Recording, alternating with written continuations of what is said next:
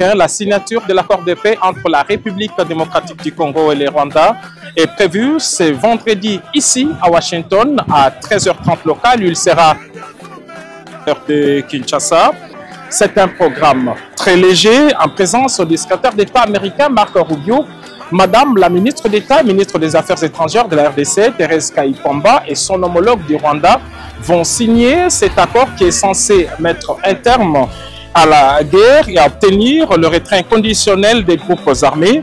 Ce texte, comme vous le savez, repose sur 4 piliers, à savoir le retrait des troupes rwandaises de la RDC, un cessez-le-feu global, l'engagement de ne plus soutenir des groupes armés, de plus des dispositions sur les désengagements et le désarmement et l'intégration conditionnelle des groupes armés non étatiques sont également envisagés.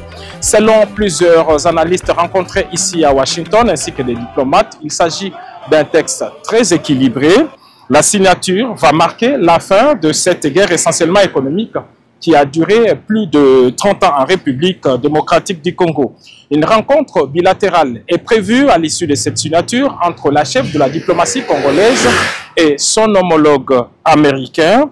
Et dans la foulée de cet événement, Mme Kayipamba a prévu d'animer une conférence de presse ici à Washington pour expliquer les tenants et les aboutissants de cet important accord. En ce qui concerne les textes lui-même, il s'y est signalé qu'il est le même que celui qui a été paraphé il y a une semaine ici même à Washington.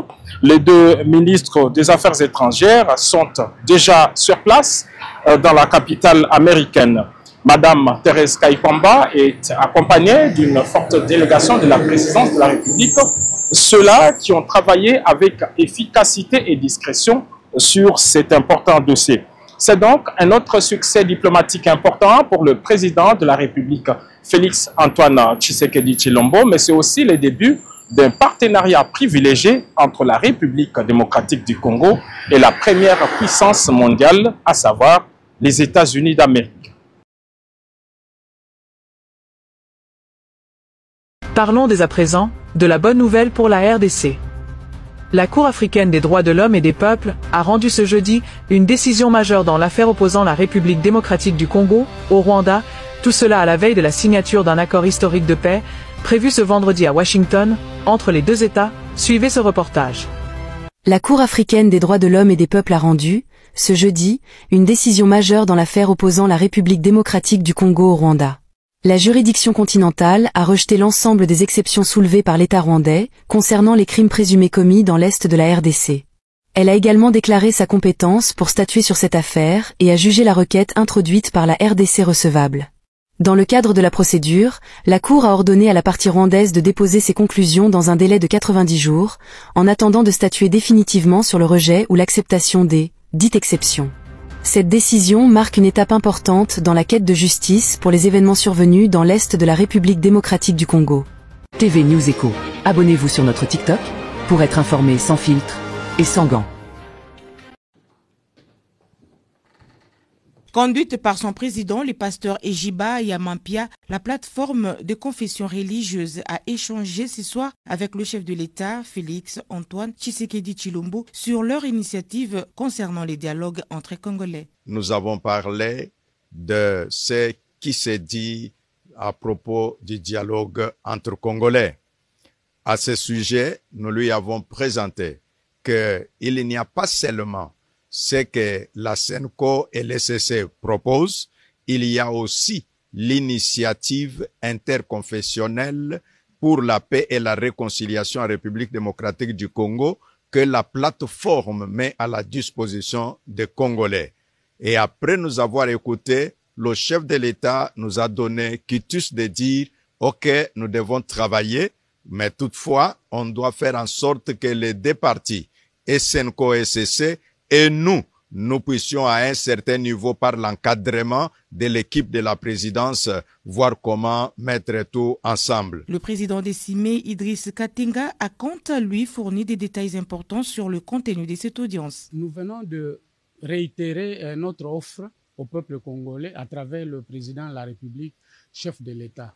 Comme son éminence vient de le dire, nous avons le pacte social qui est proposé par nos compatriotes de la SENCO et de l'ECC et qui pour nous comporte certaines limites. Évidemment, c'est une œuvre humaine. Parmi ces limites, nous allons épingler par exemple le fait que c'est une initiative qui vise la refondation de l'État congolais. Alors nous, on ne voit pas la démarcation entre ce que nous pouvons faire comme confession religieuse relevant de la société civile et ce que fait l'État, parce que c'est l'État qui a le pouvoir régalien de définir des politiques de gouvernement. Alors nous comprenons que c'est une quête de paix. Alors par rapport à la quête de paix, nous disons, et nous saluons d'ailleurs en passant, les efforts diplomatiques menés par notre pays. Parce que si on peut nous reprocher ceci ou cela, mais au moins aujourd'hui, tous les hommes et toutes les femmes de bonne foi reconnaissent que notre diplomatie est très agissante. Hein? Grâce à cette diplomatie, nous connaissons qui nous dérange, qui nous agresse, et même si tous les agresseurs s'appuient sur quelques filles et quelques fils du Congo. Grâce à cette diplomatie, nous avons beaucoup de soutien aujourd'hui et c'est ce qui permet d'ailleurs la calmie à l'Est. Mais nous disons que cela n'est pas suffisant. Nous pouvons laisser l'État négocier, mener la diplomatie, mais au niveau interne, qui travaille? C'est là où nous proposons aussi cette action alternative pour essayer de fissurer tout ce qui divise les Congolais. Nous avons décliné à l'intention du chef de l'État quelques exemples des grands conflits qui divisent les Congolais et qui sont instrumentalisés à la fois par les pays étrangers, mais également par les acteurs politiques du Congo. Et Dieu merci, le chef de l'État nous a prêté une oreille très attentive et il nous a encouragés. Maintenant que nous avons les quitus du chef de l'État, nous allons suffisamment communiquer sur cette initiative pour la faire partager avec notre opinion nationale. Il n'est un secret pour personne que c'est dans l'unité que l'on aspire à la providence divine.